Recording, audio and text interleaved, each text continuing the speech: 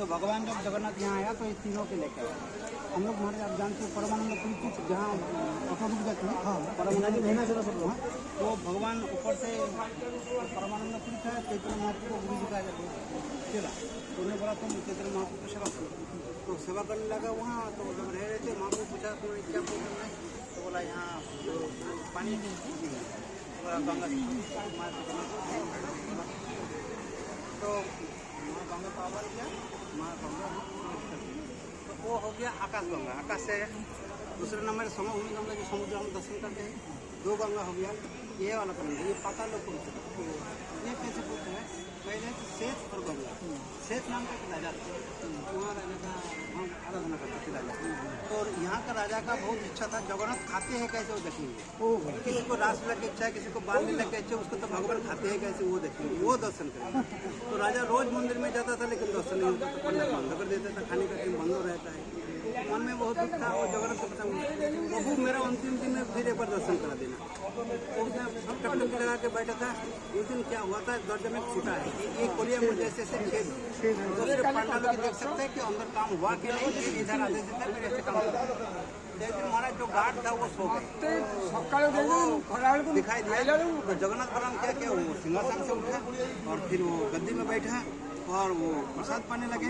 उसको देख के ऐसे टेढ़ सा देख लिया, जगन्नाथ को कौन देख रहे हैं भाई, तो उसको कृपा कर दिया, उसको ऐसे मृदु मुस्कान हंस दिया, उसको दर्शन दे दिया, पागल हो गया। अरे देख लिया मैंने, पा गया वो इतना आनंद आ गया, इतना आनंद आ गया तो जरूर नहीं छोड़।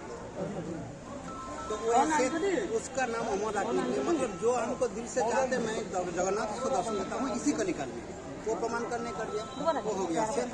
और गंगा का है यहाँ गंगा माता कुमार, गंगा देवी एक समय है हमारे वृंदावन में भजन करते हैं। उनका गुरु जी का नाम था हरिदास, ये हरिदास नहीं, उनका गुरु जी का नाम था हरिदास, ये ऑटो वाला फोन।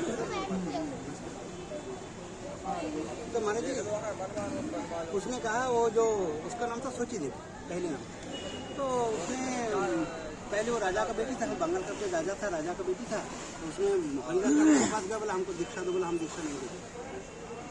बोला क्यों, बोला पहले तो तुम राजकुमारी, हमारी गौरिया वैष्णव का बहुत बड़ा नहीं होगा, तो बोला नहीं हम आपसे ही दीक्षा लेंगे, मैं स्थित कर दिया। बोला ठीक है,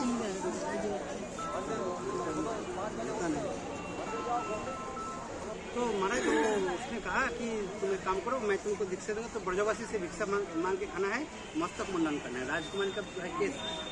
तो तैयार हो गया, केस मुंडन किया, ब्रजवासी का भिक्षा करके लिया, फिर उसको दीक्षा दिया और दीक्षा देने के बाद 2 लोग से हरिनाम करता था, राधा कुंड को 30 साल। तो 12 साल वो तपस्या करने के बाद बोला गुरुजी हमको मिल नहीं क्यों रहे भगवान कृष्ण। तो बोले बेटा यहाँ कृष्ण नहीं मिलेगा, ये कलिकाल है, ये दोपहर में कृष्ण यहाँ प्रकट में थे, अभी वो प्रकट में है, अभी जगन्नाथ रूप में श्री कृष्ण में, तो वहाँ आराधना कर सब चीज़ें मिलेगा, वो जगन्नाथ तो ये गंगा माता मंदिर दिल्ली में, ये गंगा माता मंदिर। तो वो इन्होंने यहाँ भजन करते थे, उसका पूरा नाम हो गया गंगा माता, गंगा को पकड़ते तो इसलिए गंगा माता नाम पड़ गया।